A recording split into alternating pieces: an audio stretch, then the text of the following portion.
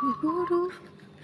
Bismillah. Jadi proses pertama di proses siklus air to water heat pump tuh titik satunya ini di sebelum kompresor, titik duanya itu di sebelah sini, titik tiganya itu setelah kondensor, setelah fluida mengalir ke sini dinginin lalu masuk keluar dari kondensor, ini titik 3 ke heat exchanger ke sini, ini titik 4-nya masuk solenoid valve, ini titik 5.